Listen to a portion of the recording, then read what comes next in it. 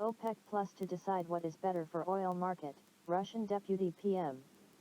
Russia and other countries of the OPEC Plus alliance will decide at the upcoming meeting what is the best for the oil market, and will stay true to all previous decisions, Russian Deputy Prime Minister Alexander Novak said on Thursday.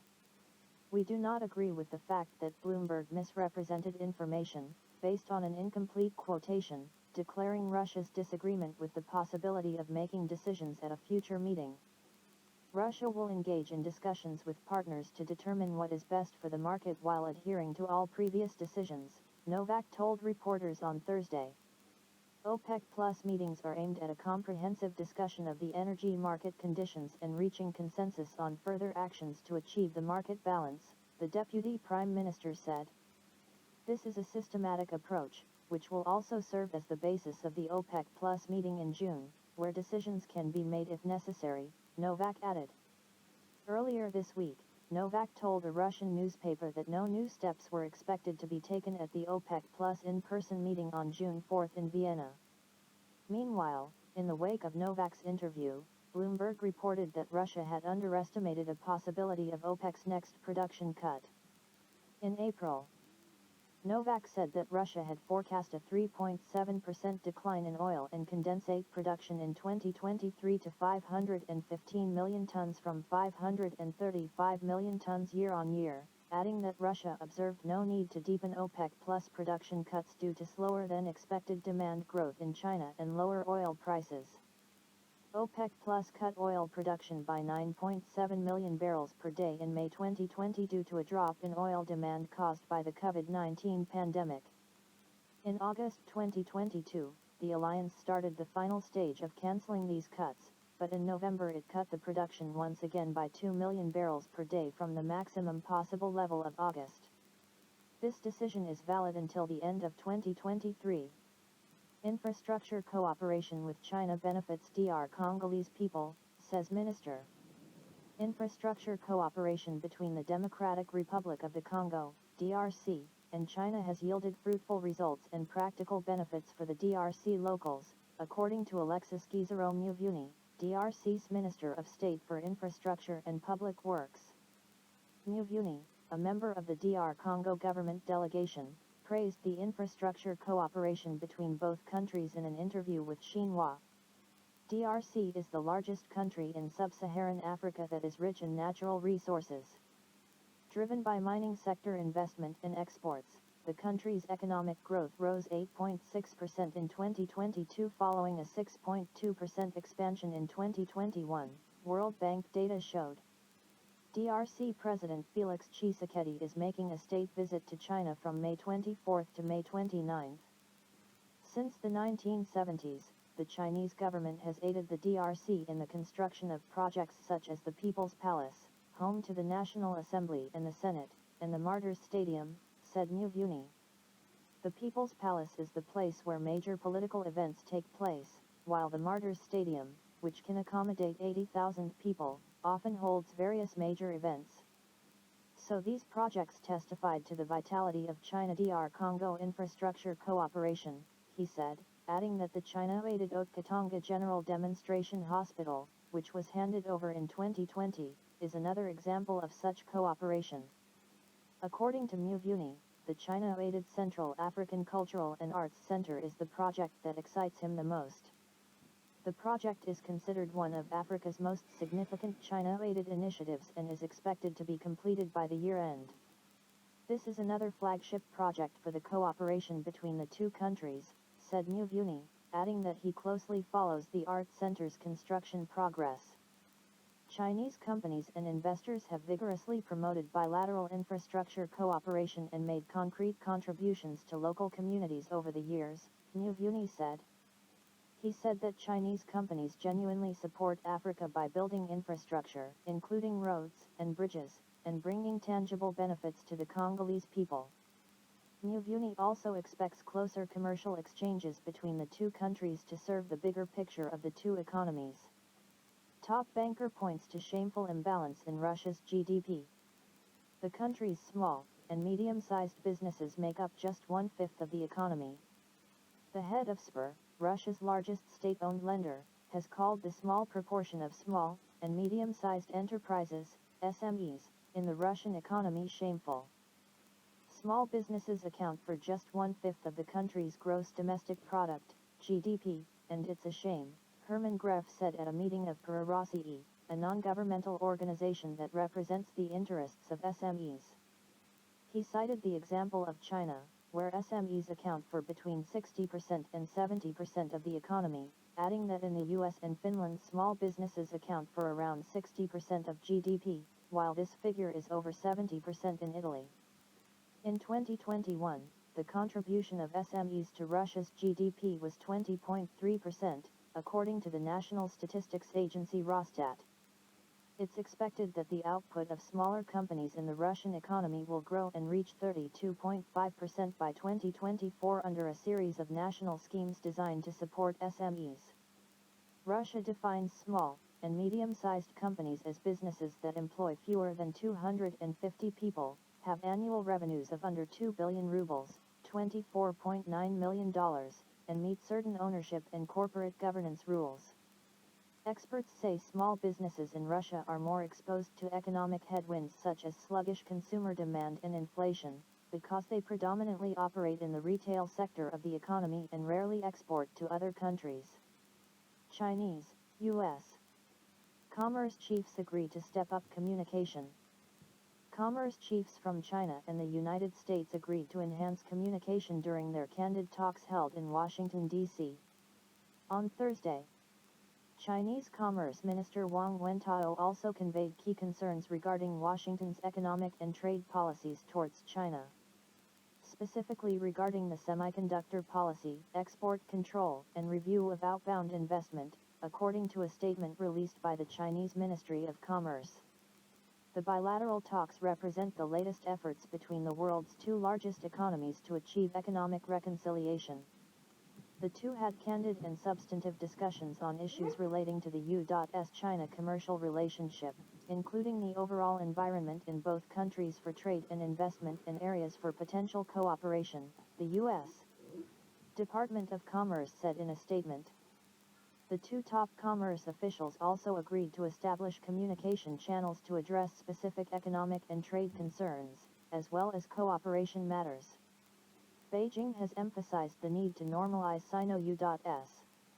economic and trade ties, highlighting the extensive common interests and cooperation opportunities between the two countries.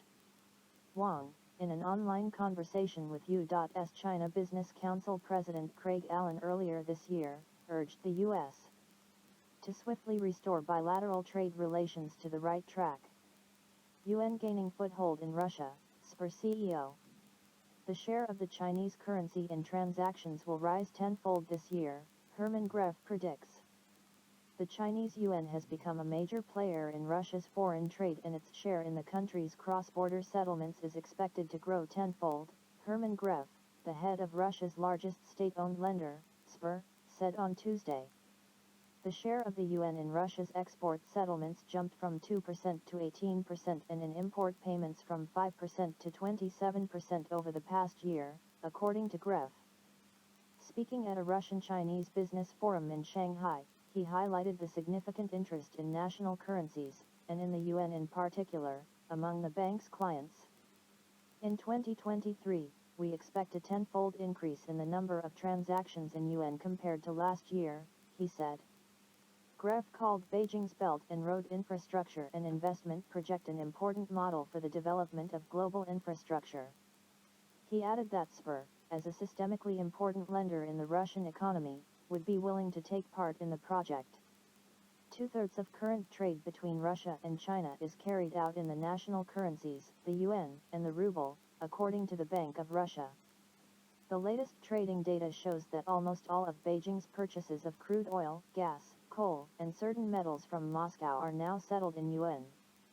A shift from the US dollar and euro in international trade has accelerated against the backdrop of sweeping sanctions imposed by Western nations against Russia, which is a major global energy producer and exporter. The yuan surpassed the dollar to become the most used currency in China's cross-border transactions in March, according to calculations based on data from the State Administration of Foreign Exchange. U.S. debt a pyramid scheme, Russia's top MP. State Duma Chairman Vyacheslav Volodin accuses Washington of defrauding other nations. Senior Russian lawmaker Vyacheslav Volodin has branded U.S. federal government debt a global pyramid scheme that is heading for an inevitable collapse. The comments come as Washington struggles to agree on raising its debt ceiling to avoid a default. Just think about it, in 2023 interest payments on the U.S. debt could reach $1.5 trillion, almost a third of all U.S. budget revenue. Volodin, who serves as chairman of Russia's lower house of parliament, said in a Telegram post on Friday. The U.S. public debt is a global financial pyramid, built by Washington to defraud other nations, the State Duma member wrote. History has shown that all pyramid schemes eventually fail, he added, warning that the dollar is becoming toxic. Countries dependent on the U.S. dollar should start looking for alternatives such as national currencies, to reduce risks for their citizens, Volodin concluded. The U.S. government faces a default on its $31 trillion in debt if lawmakers fail to raise the federal borrowing limit. U.S. Treasury Secretary Janet Yellen warned Congress earlier this week that bills can't be paid if the debt ceiling is not raised by June 1. Reuters reported on Thursday that President Joe Biden and top Republican lawmaker Kevin McCarthy were edging close to a deal on the debt ceiling but have yet to agree on cuts to discretionary spending, which powers a wide range of military and domestic programs. Russia started settling trade deals with its partners in national currencies after the U.S. effectively cut it off from dollar-denominated trade as part of sanctions arising from Moscow's military operation in Ukraine. Russian Prime Minister Mikhail Mishustin said on Wednesday that the ruble and the yuan are now dominating trade between Russia and China, and are used in 70% of mutual payments. EU gas consumption to fall sharply, FT. Brussels claims it has decreased energy reliance on Russia.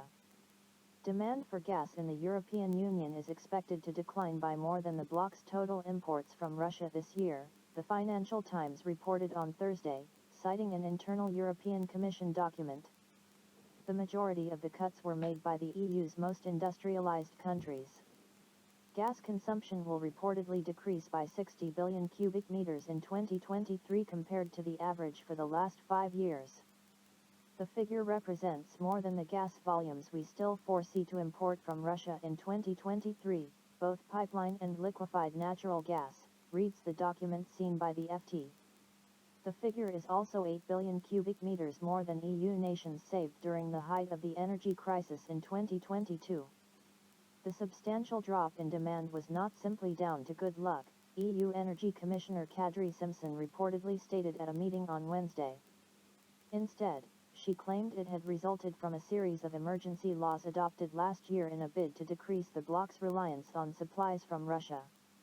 At the same time, energy experts have cited the mild winter of 2022 as helping EU members to consume less energy, while high prices resulted in energy-intensive industries scaling back production.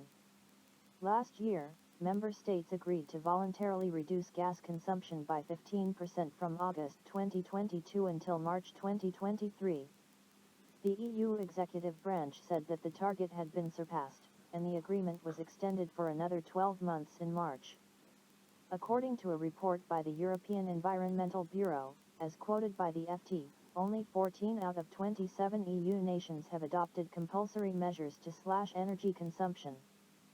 5 out of the 14, Germany, France, Italy, Spain, and Portugal, reportedly made up 60% of the fall in demand, while Bulgaria, Latvia, and Romania were the only member states that have not implemented any energy-saving regulations.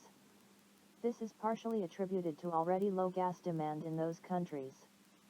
The most robust measures on gas savings have been implemented in countries that import large quantities of Russian gas such as Italy and Germany, the report seen by the FT reads.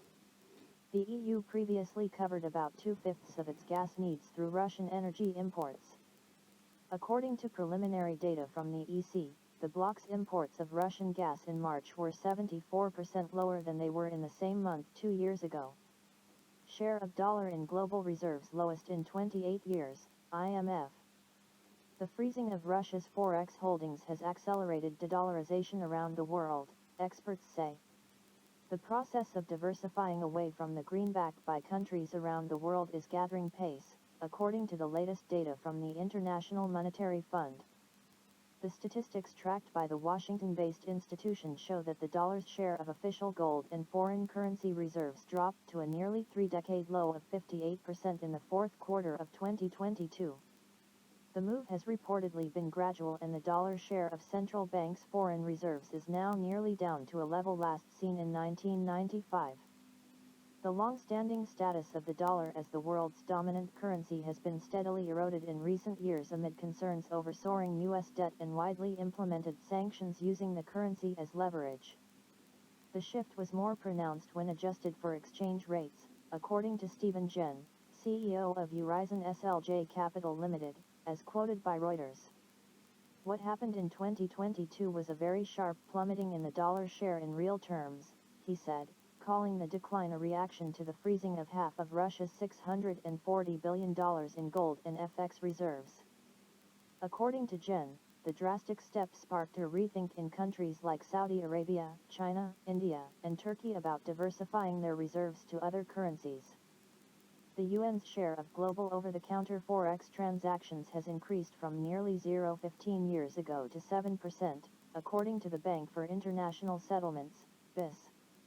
After the move against Russia, other countries are questioning what if you fall on the wrong side of sanctions? BNY Mellon strategist Jeffrey Yu told the media.